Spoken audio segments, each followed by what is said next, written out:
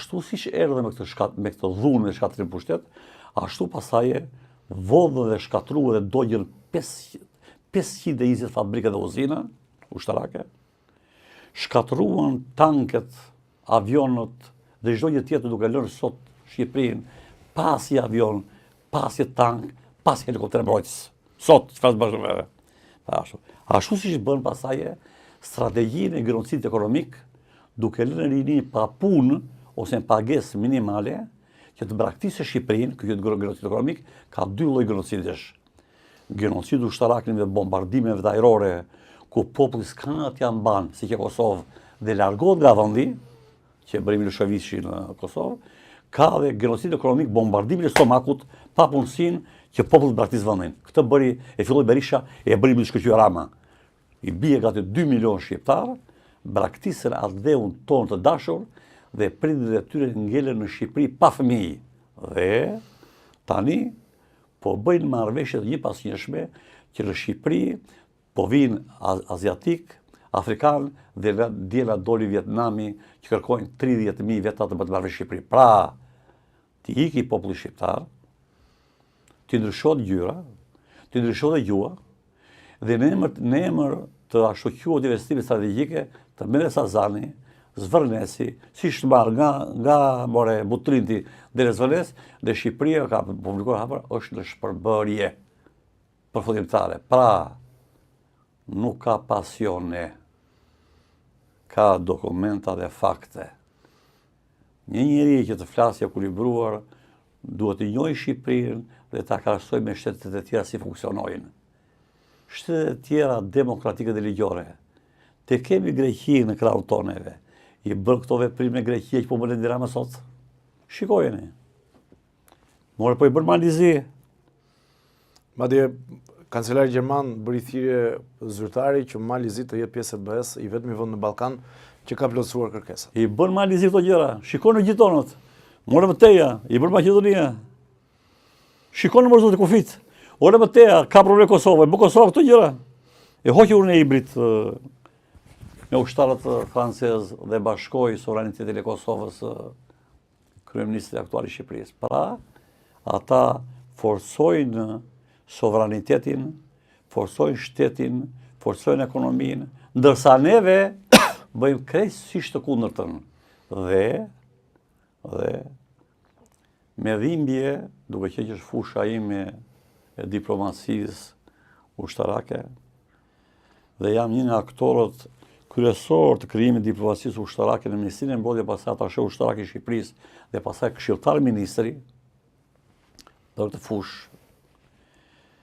Edi Rama braktisi aleatët strategjik që kanë shpëtuar Shqipërinë, Amerikën, Turqinë që ka patur rol të jashtëzakonshëm dhe Italinë ai sa bëri.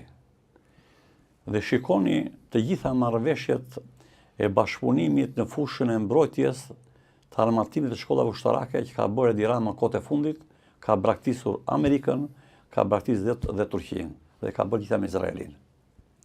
Izraeli nuk është aleat strategjik i Shqipërisë, me dokument. Nuk është partner strategjik.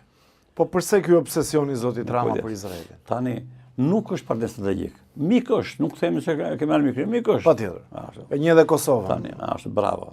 Tani, problemi është që unë nuk mund të them morë djalë agent, nuk ma do goja. Por, një njeri që shërben me kaq devotshmëri jashtë interesave kombëtare, një shteti i cili neve nuk na jep siguri për të kombëtare, në qoftë se Shqipëria sulmohet sot nga një shtet që ka qëllimet e saj, Izraeli çfarë mund bëj? Izraeli në radhë parë nuk është fuqi rajonale të atij niveli. Në radhë dytë nuk kemi marrëveshje strategjike me kuvend. Nuk është aleat strategjik, nuk është atari NATO-s. Për neve, historia e viteve të 92 dhe deri më sot, që i kenë libër, aleatët kryesor strategjik të Shqipërisë ka qenë Amerikë, Turqi, Amerikë. Nuk ndan njëra tjetra. Unë kam duke qenë ato funksionet kam patur dhe gjithë marrëveshjet e bashkëpunimit politik dhe ushtarak me Amerikën dhe me Turqinë.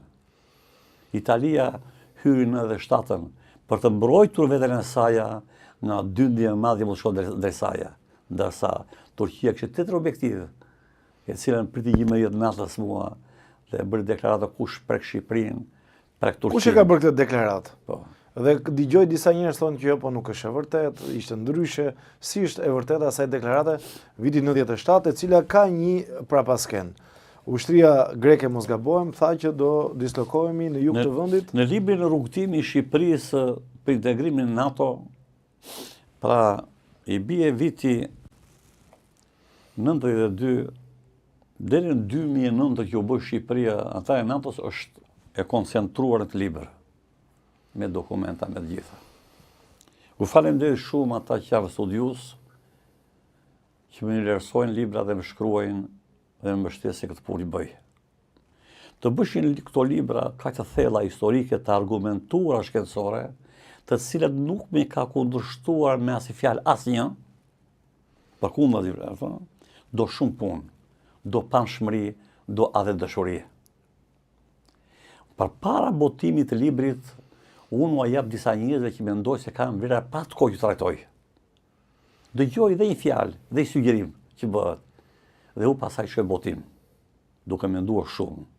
Dhe në këtë libër është dhe pjesa që pyet juve. Në këtë libër pasqyrohet 97, shkaqet e 97-s. Dhe